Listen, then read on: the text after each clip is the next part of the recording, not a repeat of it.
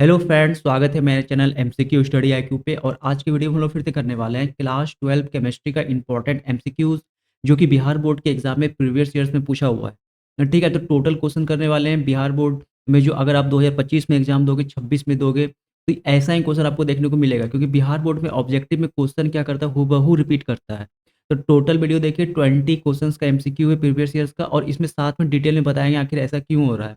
ठीक है, चारों ऑप्शन के बारे में बताएँगे, क्यों ये गलत है, क्या सही है। तो टोटल वीडियो देखिएगा, बहुत आपको कुछ सीखने को मिलेगा इस वीडियो में। ओके, तो फर्स्ट क्वेश्चन करते हैं। देखो, ये क्वेश्चन जो है 2015 के एग्ज़ाम में पूछा गया था पहले भी, और अभी 2021 के एग्ज़ाम में ये क्वेश्चन रिपीट किया हुआ है। 2020 के एग्ज़ाम का ये क्वेश्चन सेट है। ओके, तो देखो ऐसा ही सेम टू सेम क्वेश्चन पूछा था कि किसी अभिक्रिया में उत्प्रेरक होता है, the catalyst in any reaction. देखो same to same question option के साथ रिपीट कर देता है बिहार बोर्ड वाला। तो देखो इसका आंसर क्या होगा। देखो, उत्प्रेरक क्या करता है किसी भी रिएक्शन में, कैटलिस्ट क्या करता है, अभिक्रिया को वेग को बढ़ाता भी है एवं घटाता भी है। ठीक है, रेट ऑफ रिएक्शन को इंक्रीज भी करता है, डिक्रीज भी करता है। उत्प्रेरक दो टाइप का होता है, एक होता है पॉजिटिव, एक होता है नेगेटिव कैटलिस्ट, एक होता है पॉजिटिव कैटलिस्ट। नेगेटिव कैटलिस्ट क्या क्या करता है, रेट ऑफ रिएक्शन यानी अभिक्रिया को वेग को क्या करता है, घटा देता है। नाम से ही पता चल रहा है नेगेटिव लगा हुआ है। पॉजिटिव क्या करता है, अभिक्रिया के वेग को क्या करता है, बढ़ा देता है, यानी रेट ऑफ रिएक्शन को क्या करता है, बढ़ा देता है। तो दोनों बात आपको अच्छी तरह से याद रखना है। यहाँ पे क्या हो जाएगा, ऑप्शन नंबर सी हो जाएगा एकदम राइट आंसर 100%। सेकंड करते हैं, उजला और पीला फास्फोरस है। देखो ये दो वाले ये यानी इसके पहले वाले वीडियो में ये वाला क्वेश्चन फिर से आया है। ठीक है, और ये क्वेश्चन फिर से रिपीट कर दिया है कि व्हाइट और येलो फास्फोरस क्या होता है। पी ब्लॉक एलिमेंट से बहुत ज़्यादा क्वेश्चन ऑब्जेक्टिव में पूछता है बिहार बोर्ड के एग्जाम में। तो पी ब्लॉक को आपको अच्छे से कर लेना है। ये भी पी ब्लॉक एलिमेंट का ही क्वेश्चन है। देखो, उजला और पीला फास्फोरस क्या होता है, तो याद रखना अपरूप होता है, एलोट्रॉप होता है। इसके पहले वाले वीडियो में अच्छे से डिटेलिंग में बताया है फास्फोरस इस क्वेश्चन को। ओके, और अभी बता देते हैं फॉर्मूला क्या होता है दोनों का, तो P4 होता है। और ये उजला फास्फोरस को जब हम सनलाइट में लेके जाते हैं, धूप में लेके जाते हैं, तो ये पीला बन जाता है। ओके, तो अभी का ऑप्शन नंबर क्या हो जाएगा, ए अपरूप होता है, दोनों एलोट्रॉप होता है। क्वेश्चन नंबर थर्ड करते हैं, निम्नलिखित में से कौन धातु अम्ल के साथ अभिक्रिया कर हाइड्रोजन गैस मुक्त नहीं करता है। Which of the following metal does not release hydrogen gas when reacting with acid. तो देखो ये आयरन है, जिंक है, यहाँ पे आपका कॉपर है, और ये क्या है, मैग्नीशियम है, Mg। तो बताना इसमें कौन सा ऐसा धातु है जो जो हाइड्रोजन के साथ जो मत एसिड के साथ अभिक्रिया करके हाइड्रोजन गैस को मुक्त नहीं करता। तो 1 मिनट याद रखना है इस बात को।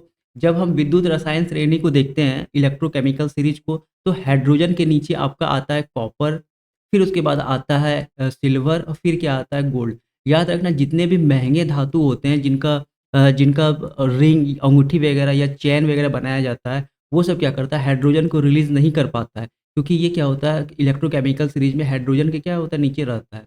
देखो यहाँ पे क्या है, गोल्ड है, ये क्या है, सिल्वर है, ये क्या है, कॉपर है। तो इन सब चीज़, ये सब महंगे धातु होते हैं। तो ये क्या करते हैं, हाइड्रोजन को रिप्लेस नहीं कर पाते। देखो इनमें से क्या हो जाएगा, यहाँ पे ऑप्शन नंबर सी हो जाएगा क्या, राइट आंसर, कॉपर। अगर यहाँ पे सिल्वर भी रहता तो वो भी हाइड्रोजन को रिप्लेस नहीं कर पाता। फिर Au, और हम बोलते हैं गोल्ड को, गोल्ड भी क्या करता है, हाइड्रोजन को रिप्लेस नहीं कर पाता है। ठीक है, तो ये प्रश्न क्या कर रहा था, निम्नलिखित में से कौन धातु अम्ल के साथ अभिक्रिया कर हाइड्रोजन गैस मुक्त नहीं कर पाता है। तो यहाँ क्या हो जाएगा, कॉपर। क्योंकि ऐसा इसलिए होता है क्योंकि ये इलेक्ट्रोकेमिकल सीरीज विद्युत रसायन श्रेणी में हाइड्रोजन के नीचे रहता है। ओके, तो ये बात याद रखना है। एक ट्रिक भी बता दिए हैं, जितने महंगे धातु जिनका रिंग बनता है, चेन बनाया जाता है, वो क्या करता है, हाइड्रोजन को रिलीज नहीं कर पाता। इंपॉर्टेंट क्वेश्चन था। क्वेश्चन नंबर थर्ड फोर करते हैं, निम्नलिखित में से फिनॉल पहचाने। देखो फिनॉल ये कुछ कुछ ऐसा करके ऑप्शन दिया हुआ था। तो फिनॉल का स्ट्रक्चर बता देते हैं क्या होता है। पिछले वाले वीडियो में बताए थे फिनॉल क्या होता है। तो यहाँ पे OH लगा रहता है बेंजीन रिंग के साथ, और ये क्या होता है, अल्टरनेट पे डबल बॉन्ड रहता है। इसे हम लोग क्या बोलते हैं, फिनॉल बोलते हैं। कार्बोलिक अम्ल भी बोला जाता है। पिछले वाले वीडियो में देखो ना, वहाँ पे ये क्वेश्चन पूछा हुआ था 2019 के एग्जाम में, और फिर ये 2020 के एग्जाम में यही same to same question repeat कर दिया है। ओके, 5 करते हैं, रासायनिक अधिशोषण अभिक्रिया। What is the chemical absorption reaction. देखो, जो रासायनिक अधिशोषण अभिक्रिया होता है वो कैसा होता है, अनुत्क्रमणीय होता है, यानी इरिवर्सिबल रिएक्शन होता है। तो ऑप्शन नंबर बी क्या हो जाएगा, यहाँ पे बिल्कुल हमारा राइट आंसर हो जाएगा। 6 नंबर करते हैं, देखो अभिक्रिया N2 प्लस 3H2, और ये हमें क्या दे रहा है, ये हमें क्या दे रहा है यहाँ पे, तो ट्वाइस NH3 यानी अमोनिया दे रहा है, प्लस हीट को क्या कर रहा है, वो रिलीज कर रहा है। ताप बढ़ाने पर on increasing the temperature in reaction NH2 plus 3H2, ये हमें क्या दे रहा है? तो अमोनिया दे रहा है और यहाँ पे क्या लिखा हुआ है? प्लस क्यू कैल, मतलब यहाँ पे क्या हीट है। ये क्या है? हीट है। हीट का एसआई यूनिट क्या होता है? कैलोरी होता है। ओके, अब बोल रहा है कि अगर ताप को बढ़ाएँगे तो क्या होगा? अमोनिया का उत्पादन बढ़ जाता है, अमोनिया का उत्पादन घट जाता है, या अमोनिया के उत्पादन पे कोई प्रभाव नहीं पड़ता, या इनमें से कोई नहीं। तो बहुत सारे लोग को ऐसा लगता होगा कि अगर हम हीट को इंक्रीज़ करेंगे तो अमोनिया का प्रोडक्शन क्या होगा? बढ़ जाएगा। तो ऐसा बिल्कुल भी नहीं है। देखो हीट कहाँ पर है? यहाँ पे ली चैटेरियल प्रिंसिपल काम करेगा।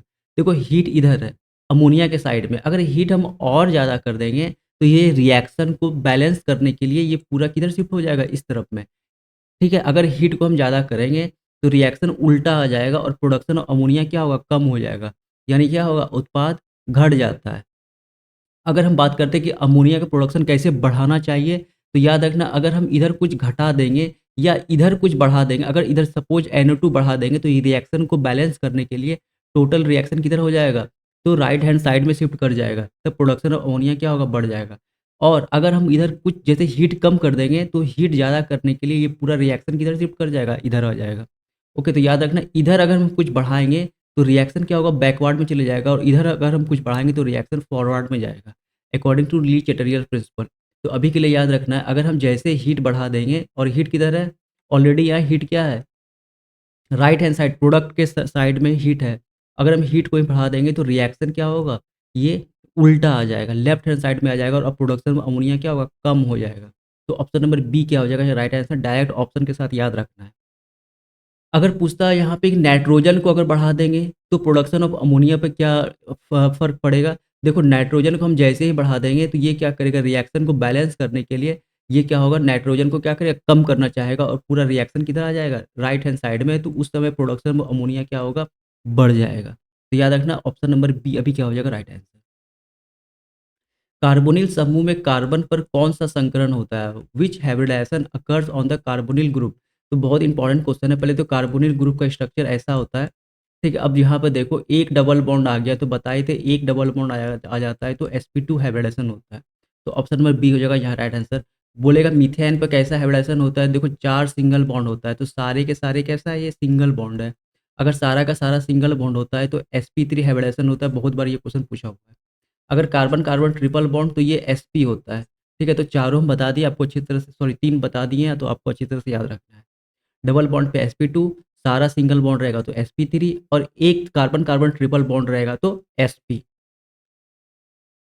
कौन-सा यौगिक जल में विलय है? Which compound is soluble in water? तो देखो यहाँ पे याद रखना है आपको ऑप्शन नंबर डी जो हो जाएगा, ये कौन-सा अल्कोहल है। अल्कोहल जो होता है वो वाटर में क्या होता है? डिसॉल्व हो जाता है। किस कारण से? तो देखो एक में यहाँ पे तो आपको एक लग रहा है हाइड्रोजन बॉन्डिंग, OH के साथ हाइड्रोजन है, तो जिसमें हाइड्रोजन बंद रहता है वो पानी में घुल जाता है। क्यों? क्योंकि ध्रुवीय कैसा रहता है? जल भी ध्रुवीय है, पोलर है, और ये जो अल्कोहल है यहाँ पे OH है, OH ग्रुप लगा हुआ है, तो ये भी कैसा होता है? पोलर होता है। और क्या एक सूत्र होता है लाइक डिसॉल्व लाइक, यानी मतलब जो लाइक है, मतलब एक समान के गुण वाले क्या होते हैं? डिसॉल्व हो जाते हैं, यानी घुल जाते हैं। तो याद रखना है ऑप्शन नंबर डी हो जाएगा राइट आंसर। ऐसा इसीलिए क्योंकि अल्कोहल जो होता है वो पानी में डिसॉल्व करता है। OH ग्रुप इसका होता है, अल्कोहल का होता है। वो पानी में डिसॉल्व कर जाता है और उसमें ध्रुवीय OH में क्या होता है? हाइड्रोजन बॉन्डिंग है। ठीक है? OH में क्या हाइड्रोजन बॉन्डिंग है और ये ध्रुवीय है, और वाटर भी कैसा होता है? ध्रुवीय होता है, इसीलिए वो पानी में घुल जाता है। तो ऑप्शन नंबर डी हो जाएगा यहाँ पर राइट आंसर। SN2 क्रियाविधि में निर्माण होता है। What is the form in SN2 process? देखो SN1 और SN1 और SN2 में डिफरेंस पूछता है एग्जाम में 2 या 3 मार्क्स में। तो अभी के लिए बता दे रहे हैं यहाँ पे संक्रमण होता है किसमें? SN2 प्रोसेस में क्या हो जाता है? संक्रमण फेज आता है, जिसे हम लोग इंग्लिश में बोलते हैं ट्रांजिशन।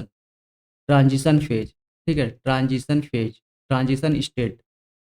ओके, तो याद रखना SN1 में ट्रांजिशन स्टेट नहीं आता है, लेकिन SN2 में संक्रमण या ट्रांजिशन स्टेट आता है। तो कभी-कभी दोनों में जो होता है SN1 SN2 में डिफरेंस भी पूछा जाता है। 10 करते हैं, भौतिक अधिशोषण में लगभग ऊष्मा उत्सर्जित होती है। Approximately heat released in physical absorption. तो याद रखना है 20 से 24 किलो जूल पर मोल, 20 से 24 किलो जूल पर मोल, बहुत कम हीट जो होता है वो रिलीज होता है। तो ऑप्शन नंबर ए हो जाएगा यहाँ क्या राइट आंसर। आईपीएससी प्रणाली में एसीटोन का नाम है। What is the name of acetone in IUPAC system? तो ये बताना एसीटोन किसे कहते हैं। देखो ये ऑन लगा हुआ है तो ये कीटोन का होता है। किसका होता है? कीटोन का। कीटोन। ठीक है, अब एसीटोन किसे कहते हैं? तो ये कॉमन नेम है एसीटोन किसका? तो प्रोपेनोन का। प्रोपेनोन का कॉमन नेम क्या है? एसीटोन। अगर आईपीएससी में एसीटोन को लिखना है तो प्रोपेन टू ऑन होता है। कैसे लिखेंगे हम इसे? देखो स्ट्रक्चर आपको अच्छे से याद रखना चाहिए, ये सब बहुत फेमस स्ट्रक्चर है। ठीक है, ये क्या चीज़ है? तो ये है कीटोन।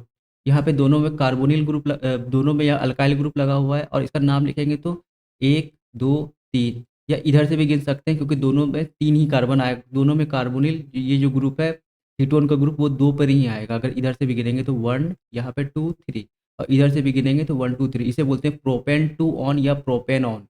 ठीक है, तो याद रखना है आपको एसीटोन को क्या बोलते हैं आईपीएससी नेम में? प्रोपेनॉन।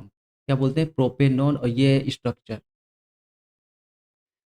सबसे प्रबल अम्ल है which of the strongest acid? तो ऑप्शन नंबर ए हो जाएगा यहाँ राइट आंसर। देखो होता क्या है ना, अगर ये सेंट्रल एटम बोलते हैं, केंद्रीय धातु बोलते हैं, ठीक है, केंद्रीय इसे परमाणु बोलते हैं। तो इस जिसमें इन चारों में से जिसका केंद्रीय परमाणु सीएल का ऑक्सीडेशन नंबर ज़्यादा हो जाएगा वही सबसे प्रबल अम्ल होता है, स्ट्रॉन्गेस्ट एसिड होता है। कैसे निकालते हैं? अगर इसी का निकाल के दिखा देते हैं तो जिसका निकालना रहता है ऑक्सीडेशन उसी को हम एक्स मानते हैं। तो सीएल को क्या मान लिए? एक्स। हाइड्रोजन का होता है +1, ऑक्सीजन का होता है -2, सबको पता है। तो एक हाइड्रोजन है यहाँ पे तो +1 प्लस जिसका जिसका ये बीच में क्या है? सीएल है। तो सेंट्रल एटम का हमें क्या निकालना है? ऑक्सीडेशन स्टेट, केंद्रीय परमाणु का, तो इसको एक्स मान लेंगे एक्स। और ऑक्सीजन का कितना होता है? -2 ऑक्सीडेशन स्टेट, तो यहाँ पे हो जाएगा। और कितने यहाँ पे ऑक्सीजन है? तो 4 ऑक्सीजन है, तो यहाँ पे हो जाएगा -2 इंटू 4 और इक्वल्स टू 0 क्योंकि ये न्यूट्रल एटम है, न्यूट्रल कंपाउंड है ये प्लस माइनस का क्या हो जाएगा? 4 दूनी 8, 0 और एक्स। देखो -8 और +1 हो जाएगा -7 इक्वल्स टू 0 और एक्स का वैल्यू क्या हो जाएगा? प्लस का 7। तो देखो इसका ऑक्सीडेशन स्टेट सबसे ज़्यादा है यहाँ पे, ठीक है, हम निकाल लिए पहले, आपको भी निकाल लेना इन तीनों का। तो 7 किसका है? तो ऑप्शन नंबर ए का। तो और जिसका सबसे ज़्यादा ऑक्सीडेशन स्टेट होता है वही सबसे ज़्यादा क्या होता है? स्ट्रॉन्गेस्ट एसिड रहता है। तो ऑप्शन नंबर ए हो जाएगा यहाँ राइट आंसर। अगर आपको रटना है, नहीं तो अगर आप समझ चुके हैं तो आप इसको समझ के ही बना सकते हैं। एक और निकाल के दिखा देते हैं ऑक्सीडेशन स्टेट इसका सेकंड वाले का। सेंट्रल एटम का निकालना है तो सीएल है सेंट्रल एटम, सब में सेंट्रल एटम सीएल सीएल है। ठीक है, तो जिसका हम निकालते हैं ऑक्सीडेशन नंबर उसका क्या मानते हैं? एक्स मान लेते हैं। यहाँ पे एक हाइड्रोजन है तो हाइड्रोजन का क्या होता है? +1, ऑक्सीजन का -2 फिक्स है। तो ये क्या हो जाएगा? हाइड्रोजन का +1 1 एक्स और ये क्या हो जाएगा यहाँ पे? Minus plus -2 into 3 equals to 0। तो 1 प्लस एक्स, देखो माइनस यहाँ 6 इक्वल्स टू 0। देखो -6 और +1 -5 बराबर 0 और एक्स बराबर क्या हो जाएगा? 5। तो याद रखना इसका 5 है, इसका सबका कम ही होगा, सबसे ज़्यादा ऑप्शन नंबर ए का ही है HClO4। HClO4 जो है यहाँ पे सबसे ज़्यादा स्ट्रॉन्गेस्ट एसिड हो जाएगा, कारण भी बता दिए हैं। सेंट्रल एटम का जो है ऑक्सीडेशन नंबर ज़्यादा है इन चारों में से इसका। मानव शरीर नहीं उत्पन्न करता है, the human body does not produce. तो याद रखना विटामिन जो है मानव शरीर प्रोड्यूस नहीं कर पाता है। विटामिन को हम लोग बाहर से लेते हैं, हरी सब्जियों में पाया जाता है, फलों में पाया जाता है, दूध में पाया जाता है विटामिन वगैरह। ओके, तो ऑप्शन नंबर सी हो जाएगा यहाँ पे क्या? Right answer. और मेडिसिन भी आता है विटामिन टैबलेट। विटामिन सी का सोर्स क्या होता है? नींबू, खट्टे फल। विटामिन डी का सोर्स होता है सनलाइट। तो विटामिन क्या करते हैं? शरीर नहीं बना पाता है, बाद बाकी हार्मोन बनाता है, डीएनए बनाता है, एंजाइम ये सब बना लेता है। लेकिन विटामिन हम लोग क्या करते हैं? बाहर से हमें नेचर से लेना पड़ता है। तो अभी के लिए ऑप्शन नंबर सी क्या हो जाएगा? राइट आंसर, अच्छे से याद रखना है। कौन ताप द्वारा प्रभावित नहीं होता है? Which is not affected by temperature? देखो अच्छे से बताया, ये सॉल्यूशन चैप्टर का है, ठीक है। तो याद रखना यहाँ पे मोललता जो छोटी वाली एम, मोलैलिटी जो होता है वो ताप पे प्रभावित नहीं होता है। मोलरता और मोललता में डिफरेंस पूछता है, तो एक डिफरेंस ये क्या होता है? ये ताप पे से प्रभावित हो जाता है, ये बताए हुए हैं हम अपने ही मेरे चैनल पे, ये आपको वीडियो मिल जाएगा। ठीक है, और ऐसा इसीलिए होता है जिसके फॉर्मूला में वॉल्यूम का टर्म नहीं आता है वो ताप से प्रभावित नहीं होता है। ठीक है, तो मोलरता का फॉर्मूला क्या होता है? Number of moles of solute divide by mass of solvent in KG. ठीक है, और उसमें देखो नीचे क्या होता है? सॉल्वेंट आ जाता है केजी में, इसमें वॉल्यूम का कोई टर्म नहीं है, इसीलिए टेम्परेचर से प्रभावित नहीं होता है। तो ऑप्शन नंबर बी क्या हो जाएगा यहाँ पे राइट आंसर। क्लोरीन अमोनिया की अधिकता से अभिक्रिया कर बनाते हैं। Chlorine is formed by reacting with excess ammonia, तो क्या बनाता है NH4Cl। ये क्या बनाता है NH4। ऑप्शन नंबर ए हो जाएगा यहाँ राइट आंसर। देखो अगर अगर आपको लिखने का मन है Cl2 किसकी अधिकता में, अमोनिया। अमोनिया क्या होता है NH3। ये क्या बनाता है तो अमोनियम क्लोराइड। ये क्या है ammonium chloride plus nitrogen gas release हो जाता है। अगर इसे बैलेंस करना है तो यहाँ पे 3 लगा देना है, यहाँ पे 8 और यहाँ पे 6। ठीक है, तो ये आपको याद रखना है क्या बनाता है अमोनियम क्लोराइड बनाता है। ऑप्शन नंबर ए हो जाएगा यहाँ right answer. Chlorine plus ammonia excess में क्या बनाता है अमोनियम क्लोराइड। नेक्स्ट क्वेश्चन करते हैं। निम्नलिखित में से किसमें एल्डोल संघनन अभिक्रिया होता है। Which of the following type of aldol condensation occurs. देखो इसमें से बताना है कि आपको एल्डोल संघनन अभिक्रिया किसमें होता है। तो देखो सबसे पहली बात आपको याद रखना है कि ये एल्डोल होता किसमें है। तो याद रखना है आपको एल्डिहाइड किसमें किसमें होता है ये एल्डिहाइड। आपको अच्छे से लिख लेना है एल्डिहाइड अथवा अथवा कीटोन में। इसमें एल्डिहाइड अथवा कीटोन कीटोन में। अच्छा हर एल्डिहाइड और कीटोन में नहीं, जिस एल्डिहाइड और कीटोन में अल्फा एच मौजूद रहे। क्या मौजूद रहे अल्फा एच मौजूद रहे। तो अब कैसे पता चलेगा अल्फा एच। तो ये देखो हम बता देते हैं यहाँ पे ऑप्शन नंबर डी होगा हमारा राइट आंसर। इसी से पता चलेगा कि अल्फा एच क्या होता है और एल्डोल कंडेंसेशन एल्डिहाइड और कीटोन में होता है। अब देखो यहाँ कैसे पता चलेगा कि अल्फा एच किस में मौजूद, कैसे हम देखें कि इसमें अल्फा एच है। तो सबसे पहले स्ट्रक्चर लिखते हैं हम यहाँ पे C double bond O H. ये क्या है एल्डिहाइड है, बगल में क्या है CH3 है।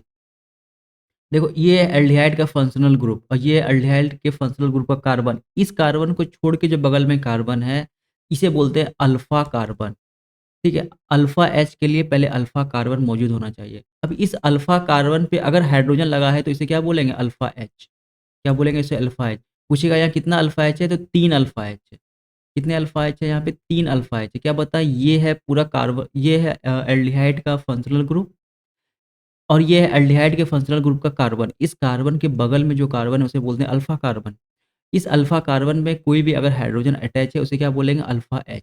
तो याद रखना है एल्डोल कंडेंसेशन किस में होता है एल्डिहाइड और कीटोन में और उस एल्डिहाइड और कीटोन में होता है जिसमें अल्फा एच मौजूद रहे। तो ऑप्शन नंबर डी हो जाएगा यहाँ राइट आंसर। और किसी में ये तो एल्डिहाइड है लेकिन बगल में अल्फ़ा कार्बन ही मौजूद नहीं है, इस कारण से अल्फ़ा एच भी नहीं होगा। अल्फ़ा एच के लिए अल्फ़ा कार्बन का मौजूदगी होना बहुत ज़रूरी है। तो यहाँ पे देखो अल्फ़ा कार्बन ही नहीं है, इसका मतलब यहाँ अल्फ़ा एच नहीं होगा, ठीक है। ये कौन-सा समूह है? तो ये ईथर, तो ईथर में एल्डोल कंडेंसेशन नहीं होता है। अब यहाँ भी ये आपका एल्डिहाइड है बट यहाँ भी अल्फ़ा कार्बन नहीं है, जैसे दिखा देते हैं ये वाला ऑप्शन नंबर सी में। ऑप्शन नंबर सी क्या है? C6H5 है, यानी बेंजीन रिंग का बात कर रहा है ये। ठीक है, और यहाँ पे क्या लगा हुआ है CHO। देखो यहाँ पे कोई अल्फ़ा एच मौजूद नहीं होगा, कार्बन तो है लेकिन एच नहीं होगा यहाँ पे। ठीक है, तो याद रखना ऑप्शन नंबर डी हो जाएगा यहाँ राइट आंसर बिल्कुल हमारा 100%। किस कोटि की अभिक्रिया के लिए वेग तथा वेग स्थिरांक की इकाई समान होती है।